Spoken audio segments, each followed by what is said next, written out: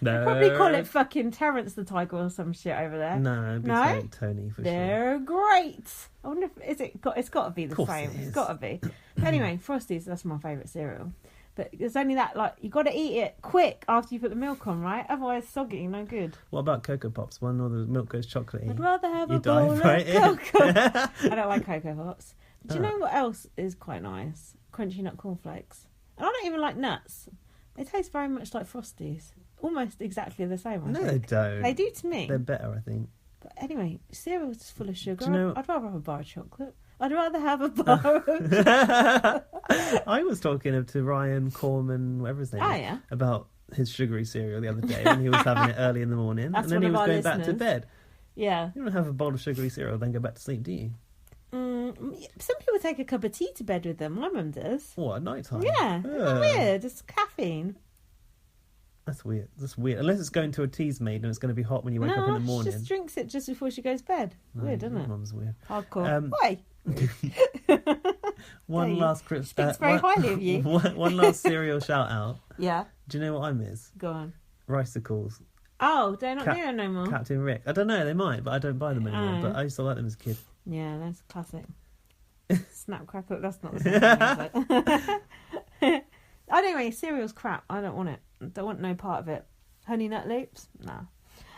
Fruit Loops they've got over there. Yeah. It's all that's fucking Lucky Charms marshmallows and shit in it. That's weird. Ugh. If you want to buy, now this is a shock for American listeners. If you want to buy in our supermarket, some of them they got a little American section, a box of Lucky Charms. Do you know, guess how much a box of Lucky Charms is in Tesco's? From the American section. From the American aisle. $5. Yes, £5.95.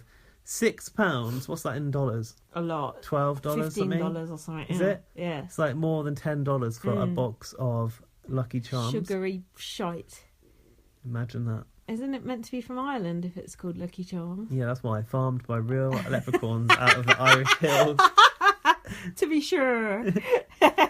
Jedward's favourite cereal, I've heard.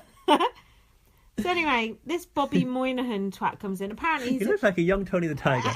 apparently he's a big Brother fan, this guy. He did seem to be made up to be inside the house. That was quite nice, actually. So that's good. Paul gave him a friendship bracelet. And then, he slagged it off in the diary room, didn't he? That guy didn't like Paul, did he? Not really. This veto was funny. You can't remember? It was a slap, punch, kick thing. Basically, punch, slap, kick they machine. just beat up their housemates for our entertainment. I just wanted to say, when he walked through the door, did you see the way Josh was looking at that man? No. He was like so starry-eyed, Was like he? gazing at him. Do they actually know who he is?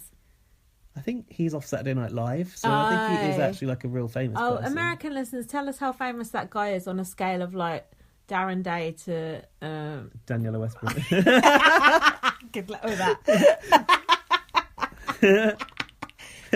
But don't you think that task was the veto is genius? Because it was literally just seeing them in pain. I thought that Big Brother didn't condone violence in the house, and then they made a machine to inflict it on the housemates. It was not just one, but 6 or 5, however many they need. It was just made me so happy to see Raven getting punched in the face and Alex getting punched. You can't punch Raven in the fucking pacemaker. You can. She does a handstand afterwards. She don't mind. I'm surprised she wasn't complaining more about it. I bet she was on the live feed. Oh, one thing. Jason in the diary room said that he'd never seen a TV star up close and personal. Oh, yeah. What about Judy Chen? Oh, yeah. What about Paul? Oh, yeah, that's what about true. his fellow housemates? Yeah, that's true.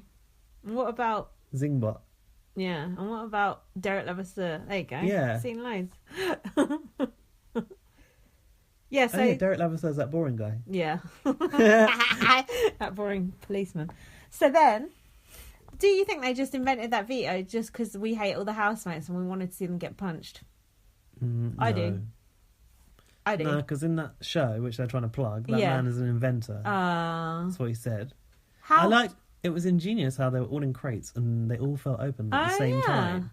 How hard do you think they were actually getting punched? No, not very. Those things were soft. The thing slapping them in the face can't have been that bad. It looked like Chad's hooves. I've written, producers know we want to see these bitches getting slapped. And I've put GIF worthy here, Gaz, so maybe there was something. Oh, maybe. I actually didn't like it. I loved it. I felt that it was aesthetically very displeasing. Why? I didn't like that big boot. It looked ugly. I didn't like that big hand. I liked that big it. punch glove thing. I liked it. I've put literally focusing on Raven getting slapped in the face. Plus, it had a load of annoying sound effects, didn't it? Well, that's Big Brother US all over, isn't it? Like a cartoon violence, isn't it? Yeah, but cartoon science. I prefer like Batman sound. Pew! Pow! Pew! Like that sound. All right, picky. So, I am picky. So it got down to the final two, which was Paul and Alex. It was amazing that they couldn't break this tie. Yeah. That was good. Yeah, it was good because they both got beaten up for longer. Paul was asking if Alex was a sadomasochist. Yeah. What? Hard to pronounce, even harder to type. Even harder to get involved with. Don't know what I'm saying. Oh yeah, Paul said, I don't know if you're a sadomasochist. Don't punch me. But I'm done getting punched. Sorry. Oh, fuck off then, Paul. Let her in. And that... But even that presenter couldn't believe that they kept having more and more tiebreakers. And Yeah. They both kept getting it wrong at the same time as well as getting it right. He went, as a fan, this is awesome. And I think he meant that he enjoyed watching them getting beaten up. He did. He was enjoying it. He did make a joke because Josh was having to sit it out. He was like, how is this? Like watching your friends get beat up. Yeah, it was good. I liked it. Reminds me of being back in Northampton. Oh yeah, so Alex didn't know whether to throw it or not. And then she asked Jason, and Jason was like, go for it. He gave her the thumbs up, like... Don't take throw them, it. take the money, like Cody did with Elena. Never forget. So then Paul won the veto and said, "Yeah, friendship." It's like he remembered one of his stock phrases, like his old, did he? Yeah, like his old pull a string on his back, and he says his old phrases, and his head fucking swivels around. He does his new ones, which he's not invented yet. What's the opposite of friendship? Enemies. Hatred. Yeah. Hatred. You think that Paul's a new OTEV? Yeah. I don't feel so well. We're not friends anymore. Make friends, never break friends. What's that? If you do, you'll catch the flu, and that will be the end of you. Is that from some teen movie? No, you say it when you're a kid. You go like that with your little finger. Make friends, never break friends. If you do, you'll catch the flu, and that will be the end of you. You never done that? I don't know that one. No. Must be a Northampton thing. Pass it.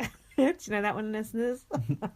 It was like, what the fuck are you got any teaching listeners in Northampton or not? Got any listeners left? I doubt it. Okay, so... Send us some mold jobs. Jason in the diary room said, I trust Paul, but this is Big Brother. Wow. And Alex said... Yeah, not Big Baby. Yeah. Alex said, we're going to send Kevin packing. Are they going to send Kevin packing? I can't remember. No, did Kevin go packing? No, but why is she so confident that they're going to target Kevin? She's a fuckwit. So then Josh said, would you consider not using the veto to Paul? Would you consider not using the veto? What are you laughing about? Sounds like having a team meeting. Yeah.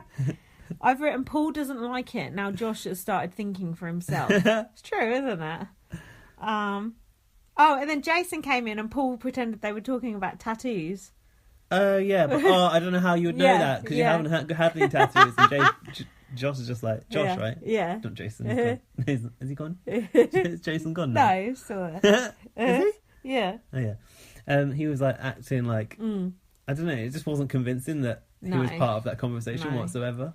You need to do a better topic change. We used to have a good one. Me and my friend Lee.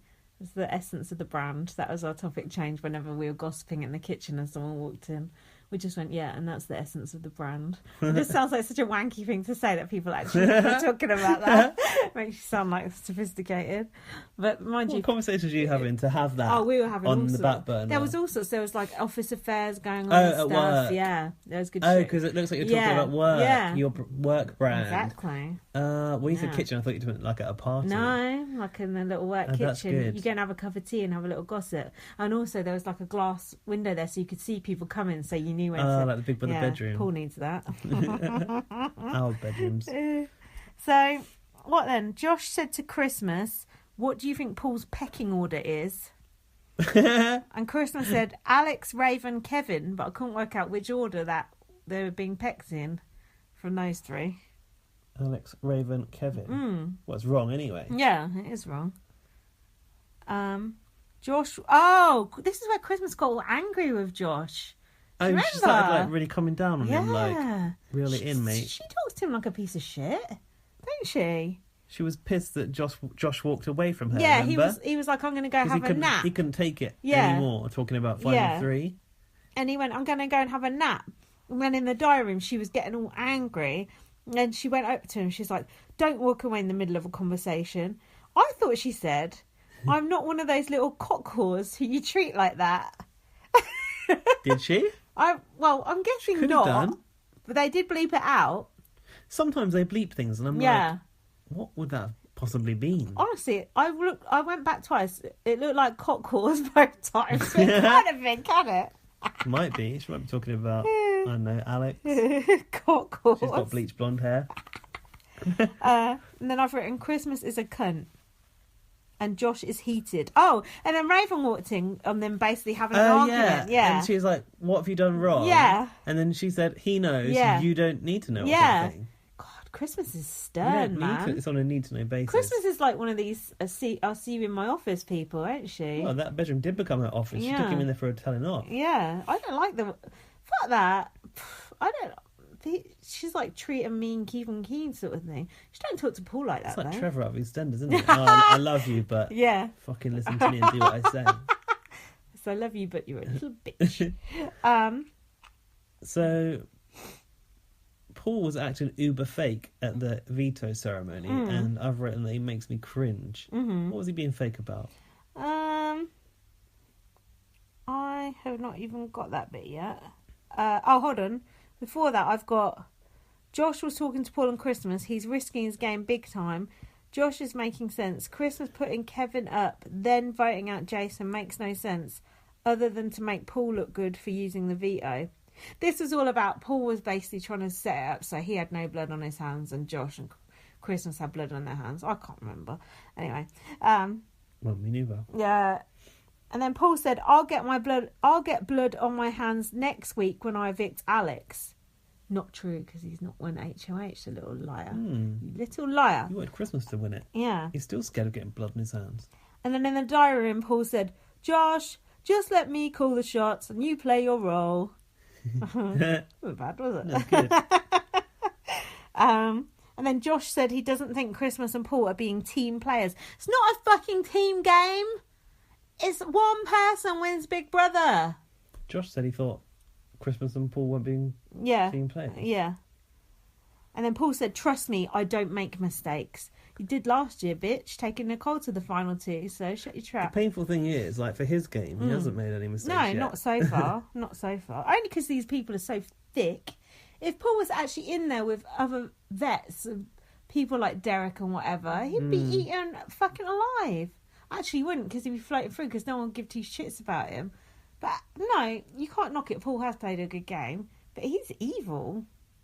He's actually evil. That bit later on that we'll discuss, that was when Josh's eyes. Josh with the eyes, yeah. So then what? Well, the veto ceremony, isn't it? Oh yeah. So Paul used the veto on Alex, so Paul looks good again. Yeah, in her book especially. Yeah. So then Christmas had to choose someone else. So, it was Alex and Jason on there, wasn't it? So then Christmas had to put up Kevin.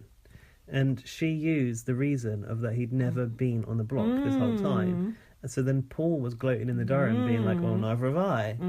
But no one noticed. Exactly. How does he get away with it? God knows. It's like they just feel like he's immune because he's the vet.